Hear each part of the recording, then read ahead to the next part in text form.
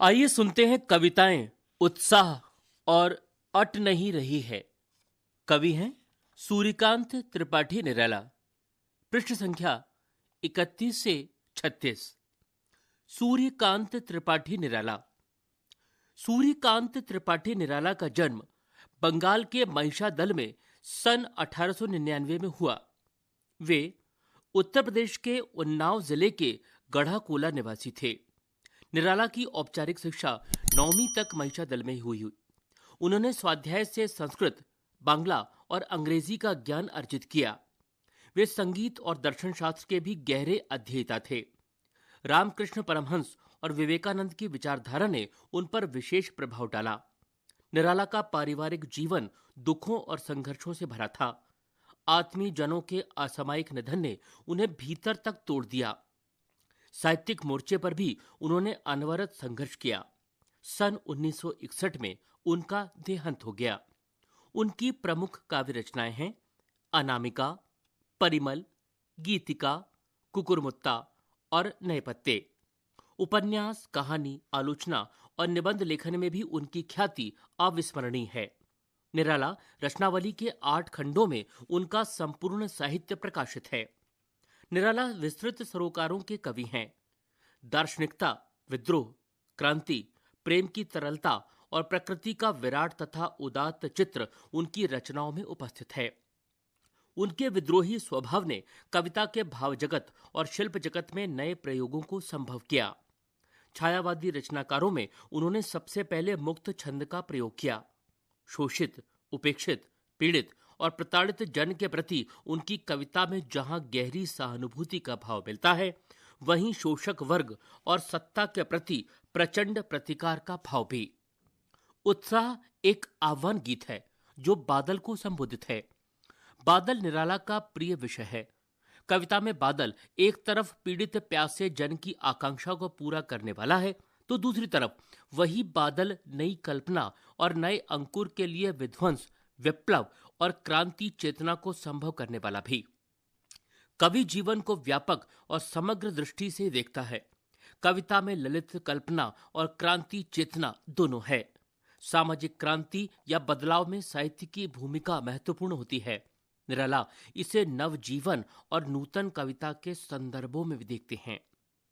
अट नहीं रही है कविता फागुन की मादकता को प्रकट करती है। कवि फागुन की सर्वव्यापक सुंदरता को अनेक संदर्भों में देखता है।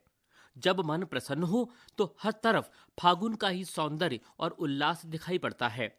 सुंदर शब्दों के चयन एवं लय ने कविता को भी फागुन की ही तरह सुंदर और ललित बना दिया है। उत्साह। बादल गरजो, घेर घेर घोर गगन धाराधर ओ, ललित ललित काले घुंघराले, बाल कल्पना कैसे पाले, विद्युत छवि उर्मे कवि नवजीवन वाले, वज्र छपा नूतन कविता फिर भर दो, बादल गरजो। विकल विकल उन्मन थे उन्मन, विश्व के निधाग के सकल जन, आए अज्ञात दशा से अनंत के घन, तप्त धरा जल से फिर शीतल कर दो, बादल गरजो।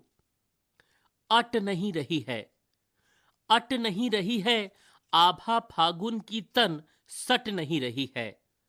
कहीं सांस लेते हो, घर घर भर देते हो, उड़ने को नभ में तुम पर पर कर देते हो। आंख हटाता हूं तो हट नहीं रही है, पत्तों से लदी डाल कहीं हरी कहीं लाल, कहीं पड़ी है उर्मे मंद गंध पुष्प माल, पाट पाट शोभाश्री पट नहीं रही है। प्रश्न अभ्यास। उत्साह। 1. कवि बादल से फुहार, रिमझिम या बरसने के स्थान पर गरजने के लिए कहता है, क्यों? 2. कविता का शीर्षक उत्साह क्यों रखा गया है? 3. कविता में बादल किन किन अर्थों की ओर संकेत करता है? 4. शब्दों का ऐसा प्रयोग जिससे कविता के किसी खास भाव या दृश्य में ध्वन्यात्मक प्रभाव पैदा हो, नाद सौंदर्य कहलाता है। उत्साह कविता में ऐसे कौन से शब्द हैं जिनमें नाद सौंदर्य मौजूद है छांट कर लिखें। रचना और अभिव्यक्ति। 5। जैसे बादल उमड़ घुमड़ कर बारिश करते हैं, वैसे ही कवि के अंतर्मन में भी भावों के बादल उमड़ घुमड़ कर कविता के रूप में अभिव्यक्त होते हैं। ऐसे ही किसी प्राकृतिक सौंदर्य को देखकर अपने उमड़ते भावों को कविता में उतारिए। पाठ्येतर सक्रियता। बादलों पर अनेक कविताएं हैं। कुछ कविताओं का संकलन करें और उनका चित्रांकन भी कीजिए। अट नहीं रही है। 1। छायावाद की एक खास विशेषता है अंतर्मन के भावों का बाहर की दुनिया से सामंजस्य बिठाना। कविता की किन पंक्तियों को पढ़कर यह धारणा पुष्ट होती है, लिखिए। 2। कवि की आंख फागुन की सुंदरता से क्यों नहीं हट रही है।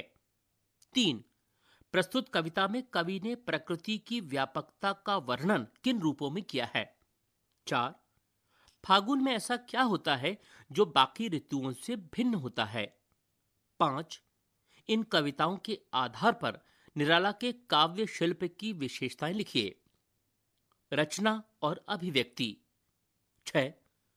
होली के आसपास प्रकृति में जो परिवर्तन दिखाई देते हैं उन्हें लिखिए। पाठ्येतर सक्रियता।